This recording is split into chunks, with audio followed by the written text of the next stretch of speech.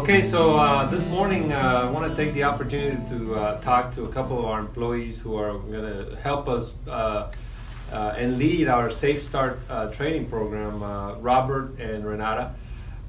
They've both volunteered to be trainers for this program, and we're pretty excited. It's a program that we're kicking off this year in 2018 for our safety program, and the whole intent of this safestart program is to really make us a safer people altogether, and obviously be able to work safer here at work as well as at home. So it's a comprehensive program that we're very excited about.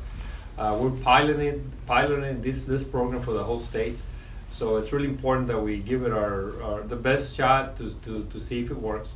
And then it may get implemented across the state. So again, the whole state's looking at us here in San Antonio to how this program works. So I'll just start asking them a couple of questions about the program, and since they've gone through the training, they can share a little bit of information. So Robert, I'll start with you from the training that you went through.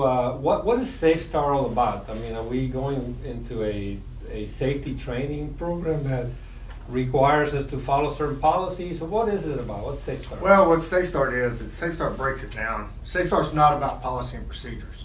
txdot we have plenty of those in place. Right. Safestart's going to be another spoke in the wheel to me, to really help with us, our employees, to really think about safety, to really think about using our minds and thinking about, hey, what's causing these things to happen? Right. What's causing these? There's 4 different states, Mm-hmm. state of minds that come to mind when we think about safestart: rushing, Mm-hmm. frustration, fatigue, and complacency. And a lot of those things we do time and time again, and that's what's happening. That's how we're getting hurt, right? Or that's what's happening to us when something happens, you know. But we use those states. There's 4 states. There's critical error reduction techniques that we can try to use to try to help prevent these things from happening. I think it's gonna be really good. The training went really good. We've got some great people. Renata, she's gonna be our head. But that's what it means. We can take it home, Mario. That's the other thing. We're able to take this home to our families, so we can really think about, okay, not only are we doing these things at work, Mm-hmm. but we can also, okay, are we getting hurt at home, causing us to not be able to come to work? Exactly. So this is really going to help all around. Great. So Renata, let me ask you, you've been in our district safety committee now for at least a couple of years Yes, that I'm aware of. So as you see the safestart program, do you see it where it can prevent a lot of the incidents and injuries that you've had to review as a safety committee member? I think that it can bring to light in a certain person, individually, me myself, it's helping me to recognize things before I do it. Right. And before, I never really considered these 4 states in causing me to hurt myself. Right. But now, going through the safestart program and relating it to the safety committee and looking at, you know, the things that happen day in, day out from people in the field or even in the office. You know, being in the office more, I never considered myself being in the line of fire. Right. And with this safestart program, it's helping me recognize that I am in the line of fire. Right. And it can cause a lot of trouble at times, because I don't think that me sitting at my desk all the time is going to cause me to hurt myself. Right. But if it's something where I am rushing or frustrated, fatigued, or complacent, what if I miss my seat? You know, that's not something that someone thinks about all the time. And with safestart, it's helping me self-trigger myself and tell myself, wait, I'm feeling a little frustrated. I am overwhelmed. Maybe I need to just take a minute, and just taking that minute and getting myself to self-trigger, I can prevent something from happening. Absolutely. So how, you know, again, this is a new program, and a lot of our employees are not familiar with any of the terminology. They're going to learn all this. So what advice would you give our employees as they get scheduled to attend these trainings with you guys? So what's the best advice you can give our employees? Well, Mario, being able to take safestart home has, with the holidays just passing. Right. A big thing for me, Mario, was rushing.